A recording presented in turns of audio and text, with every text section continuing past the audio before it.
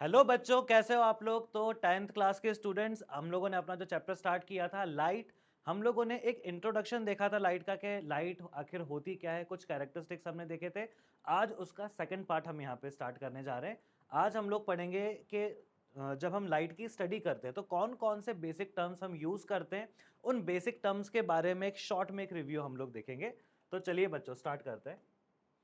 तो सबसे पहले हमने देखा कि भाई लाइट को जब भी हमें डिफाइन करना हो, हमको जब उसको ड्रॉ करना हो, अब हम यहाँ पे किस पे आ रहे हैं, ज्योमेट्रिकल रिप्रेजेंटेशन पे आ रहे हैं। तो ज्योमेट्रिकल रिप्रेजेंटेशन में कुछ टर्म्स यहाँ पे इंपॉर्टेंट होते हैं। जैसा आपको दिख रहा है यहाँ पे सबसे पहले ray of light, and then second आपको दिख रहा है यहाँ पे बीम ऑफ लाइट। तो रे की बात करेंगे और बीम की बात करेंगे। तो बच्चों देखो, ये सारे टर्म्स हैं जो किसने बनाए थे, न्यूटन ने बनाए थे।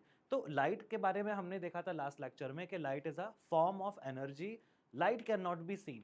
तो जब आपको लाइट दिखाई नहीं दे रही है तब आप क्या कर रहे हो, आप उसकी कैरेक्टरिस्टिक्स को इमेजिन कर रहे हो, है ना। तो रे ऑफ लाइट एक यहाँ पे कॉन्सेप्ट है, बीम ऑफ लाइट भी यहाँ पे कॉन्सेप्ट है। किस तरीके से बनाया है वो देखिए। हम यहाँ पे क्या मान रहे हैं, हम यहाँ पे मान रहे हैं कि जब हमारे पास एक सिंगल स्ट्रीम ऑफ फोटॉन्स होगा, सिंगल स्ट्रीम ऑफ फोटॉन्स होगा, उसको हम क्या बोलेंगे, यहाँ पे हम उसको बोलेंगे रे ऑफ लाइट। ठीक है ना। और ये रे ऑफ लाइट का कॉन्सेप्ट यूज कहाँ पे किया जाएगा, ये यूज किया जाएगा ज्योमेट्रिकल रिप्रेजेंटेशन में। जब भी हमको रे डायग्राम्स बनाने होंगे, रे डायग्राम्स बनाने के लिए हम यहाँ पे क्या करेंगे, लाइट को ड्रॉ करने की कोशिश करेंगे। और ड्रॉ करने के लिए हम यहाँ पे कुछ ऐसे कॉन्सेप्ट्स का यूज करेंगे जैसे रे ऑफ लाइट। ठीक है ना। तो देखो भाई, the light travelling in any one direction in a straight line, यहां पे आपको दिख रहा है कि एक ही आपने लाइन बनाई हुई है एरो के साथ, उसको हमने क्या बोला है, उसको हमने बोला है रे। लेकिन बीम ऑफ लाइट क्या हो जाएगा, a group of light rays given out from a source is called beam of light. ठीक है ना। अब बीम का मतलब क्या हो जाएगा, यहाँ पे एक बार देख लेते हैं। तो रे ऑफ लाइट मतलब यहाँ पे हमने क्या बोला, इसको single stream of photons, single stream of photons. तो सिंगल स्ट्रीम ऑफ फोटॉन्स है तो हम उसे क्या बोल रहे हैं, रे ऑफ लाइट बोल रहे हैं। लेकिन अब यहाँ पे अगर रेज का कलेक्शन हो जाए, ये तो रे ऑफ लाइट आप इस तरीके से बना सकते हो, फिर दिस इज अ रे, एक सिंगल एरो बनाएंगे तो वो क्या बनेगा, रे।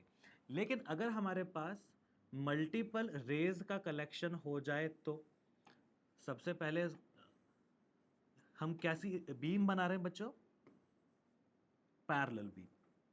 तो collection of rays, collection of rays makes a beam. Collection of rays को ही हम क्या बोलेंगे बच्चों, बीम। ठीक है ना। बीम ऑफ लाइट, पूरा नाम क्या हो जाएगा इसका, बीम ऑफ लाइट। तो collection of rays is beam of light. ठीक है। तो यहाँ पे बीम ऑफ लाइट के बारे में आप देखिए, तीन टाइप की बीम आपको बच्चों दिख रही है यहाँ पे। एक हमें दिख रही है पैरेलल बीम, एक हमको दिख रही है डाइवर्जिंग बीम, और एक हमको दिख रही है यहाँ पे कन्वर्जिंग बीम। तो इसके बारे में एक बार और देख लें। जब हमारे पास पैरेलल रेज का कॉम्बिनेशन हो या पैरेलल रेज का सेट हो, इस तरीके से हम अगर बनाए पैरेलल रेज, है ना, तब यहां पे जो बीम बनेगी उसका नाम क्या होगा, पैरेलल बीम। लेकिन जैसा कि टॉर्च लाइट होती है ना, इसका एग्जाम्पल क्या हो सकता है, लेजर। लेजर से निकलने वाली बीम मोस्टली क्या होती है, पैरेलल बीम होती है। लेकिन अगर हमारे पास सिंपल टॉर्च हो अगर, तो टॉर्च में आप लोगों ने देखा होगा कि जो बीम है वो फैलती है ना, उसको हम क्या बोलते हैं, डाइवर्जिंग बीम बोलते हैं। कैसी बीम हो जाती है फिर वो, डाइवर्जिंग बीम। तो अगर किसी सोर्स से लाइट रेज इस तरीके से निकल रही हो कि वो आउटवर्ड डायरेक्शन में क्या हो, एक दूसरे से दूर जाए, डाइवर्ज हो जाए, तो ऐसी बीम को हम क्या बोलेंगे, डाइवर्जिंग बीम। ऐसी बीम को क्या बोला जाएगा बच्चों, डाइवर्जिंग बीम। और डाइवर्जिंग बीम का सोर्स क्या हो सकता है, हमारी टॉर्च, टॉर्च लाइट। तो टॉर्च लाइट मोस्टली क्या होती है, डाइवर्जिंग बीम हमको यहां पे मिलती है। लेकिन लेंस की हेल्प से हम ये दोनों बीम्स बना सकते हैं, पैरेलल बीम, डाइवर्जिंग बीम और कन्वर्जिंग बीम, ये भी हम बना सकते हैं। तो देखेंगे भाई कन्वर्जिंग बीम क्या होती है। कन्वर्जिंग बीम मतलब जो किसी एक पॉइंट पे आके कन्वर्ज हो जाए, ऐसी बीम को हम क्या बोलेंगे, कन्वर्जिंग बीम। ठीक है। So that's a converging beam. अब कई लोगों के दिमाग में आ रहा होगा कि भाई ये कैसे बनाएंगे ये, तो with the help of lenses, है ना, with the use of convex lens, concave lens, हम लोग ऐसी बीम बना सकते हैं, ठीक है ना। तो इस चीज का ध्यान रखेंगे। देन अब यहाँ पे हम बात करते हैं, नेक्स्ट टॉपिक हमारा source, various source of light, के लाइट के सोर्स हम क्या क्या यूज करेंगे एक्सपेरिमेंट करते टाइम पे। तो सोर्स ऑफ लाइट का मतलब क्या होता है, source of light is an object from which light is given out. तो some sources of light are natural and many other sources are man-made sources. The sources of light are of two kinds, self-luminous, जो क्या होंगे भाई, जो खुद की light दें, जैसे सन है, सन यहाँ पे कैसा सोर्स है, सन यहाँ पे सेल्फ ल्यूमिनस सोर्स हो गया, है ना। तो यहाँ पे आप देख रहे हो, आपको वेरियस सोर्स हमने यहाँ पे बना के दिए हैं, सन है, लाइटर है, stars, wood fire, lightning, lamp, match stick, candle, Firefly, ठीक है। तो सभी से लाइट एमिट आउट हो रही है, लेकिन इसमें कई सारे ऐसे एग्जाम्पल हैं जो कैसे हैं, सेल्फ ल्यूमिनस हैं, और कई सारे ऐसे एग्जाम्पल्स भी हैं जो मैन मेड हैं, जैसे इलेक्ट्रिसिटी का यूज़ करके हमने यहाँ पे लैंप बनाया है, मैच स्टिक की जो फायर है, ठीक है ना, कैंडल में हम वैक्स का यूज़ कर रहे हैं यहाँ पे, लेकिन सन हुआ, स्टार्स हुए, यहाँ पे लाइटनिंग में आप देख रहे हैं, ये कुछ नेचुरल सोर्सेज भी हैं, इवन फायर फ्लाई, तो यहाँ पे कैसे हैं, ये सेल्फ ल्यूमिनस सोर्सेज, ठीक है। तो हमें दो टाइप के सोर्स मिलेंगे, सेल्फ ल्यूमिनस मिलेगा और नॉन ल्यूमिनस सोर्स। तो नॉन ल्यूमिनस सोर्स क्या होंगे, is that which does not possess light of its own, उनकी खुद की नेचुरल लाइट नहीं है, ठीक है ना। It receives light from an external source and scatters it in the surrounding, for example a moon, a book, a table, chair, etcetera. तो भाई रात में जो हमको मून दिखाई देता है काफ़ी ब्राइट, लेकिन मून की खुद की लाइट है क्या, बिल्कुल नहीं है। मून पे जो सन की लाइट आती है ना, सन रेज को वो रिफ्लेक्ट करता है। सन रेज क्या होती हैं, सन रेज रिफ्लेक्ट होती हैं, और रिफ्लेक्ट होके हमारे पास तक आती हैं और हमें रिसीव होंगी। आई ना बात समझ में। तो मून हमको ऐसा लगता है कि सोर्स ऑफ लाइट है, लेकिन moon is not a source of light, ठीक है ना। इस चीज का हमको ध्यान रखना है, नॉन ल्यूमिनस ऑब्जेक्ट है। और बाकी सभी चीजें जो रिफ्लेक्शन के कारण दिखाई देती हैं, जैसे हमें अपने आसपास की सराउंडिंग भी जो दिखाई देती है, उसका कारण क्या है, उसका कारण है रिफ्लेक्शन। जब भी किसी सोर्स के थ्रू, जैसे ट्यूब लाइट हुआ, या आपके घर में जो भी लाइट है, या सनलाइट के इन्फ्लुएंस में जब ये लाइट रेज ऑब्जेक्ट्स के ऊपर स्ट्राइक करेंगी, ये ऑब्जेक्ट लाइट को रिफ्लेक्ट करेंगे, रिफ्लेक्ट करके जब ये लाइट रेज किसी की आंखों में जाएंगी तो उस ऑब्जेक्ट को विजिबल बनाएंगी। फॉर एग्जाम्पल हमारी खुद की बॉडी भी, हम लोग ल्यूमिनस सोर्स ऑफ लाइट नहीं है, we are also non luminous. हमारे ऊपर जब लाइट इंसिडेंट होगी, हाँ, स्ट्राइक होकर रिफ्लेक्ट होगी, दूसरों की आंखों में जाएगी, तो दूसरे हमें देख पाएंगे और हम बाकी चीज़ों को देख पाएंगे, है ना बच्चों। तो ये दो टाइप के सोर्स हमने देखे। तो यहाँ पे आप देख रहे हो, बुक है, चेयर है, टेबल है, जितनी भी सराउंडिंग में चीज़ें हैं, ये सारी क्या हो जाएंगी, नॉन ल्यूमिनस।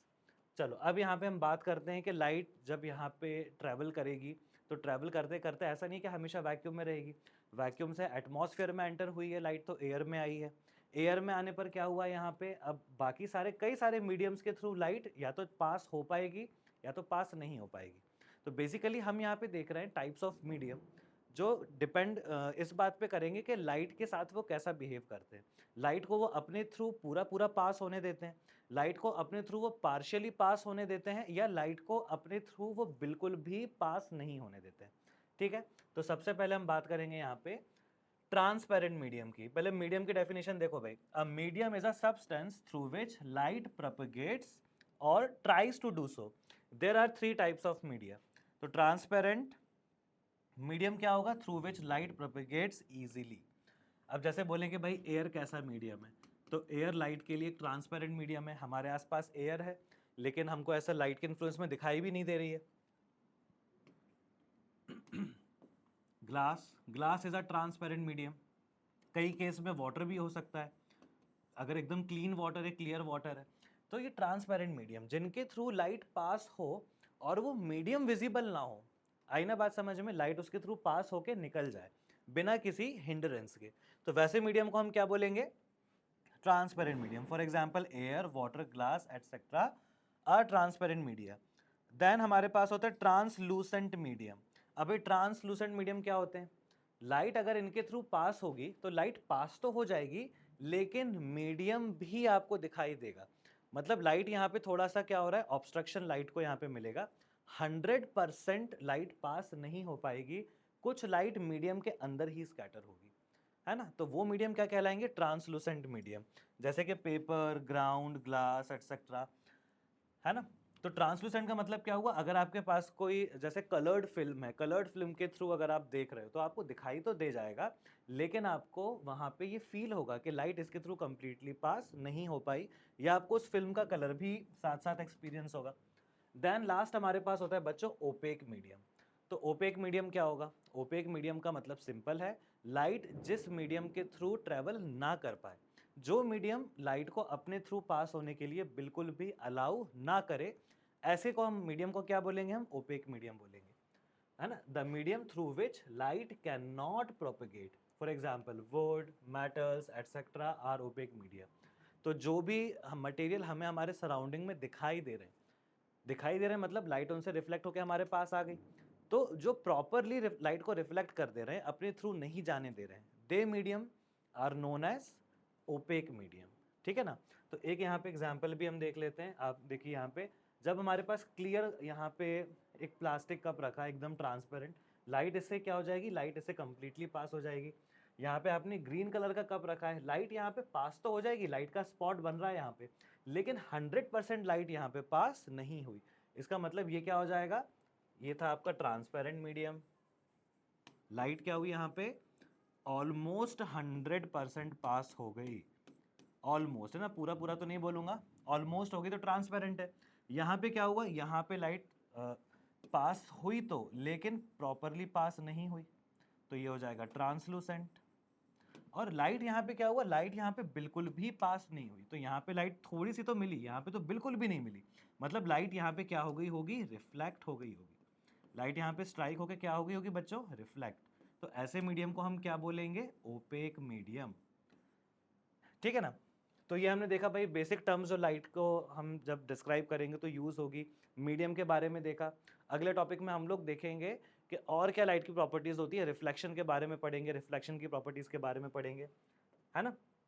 तो नेक्स्ट लेक्चर के लिए रेडी रहिए और बने रहिए आपके फेवरेट चैनल डेफिनेट सक्सेस पाठशाला पर। और 10th क्लास का यहाँ पे आपको physics, chemistry, maths, biology, SST का जो बेस्ट कंटेंट होता है वो आप लोगों को यहाँ पे दिया जाएगा। थैंक यू बच्चों।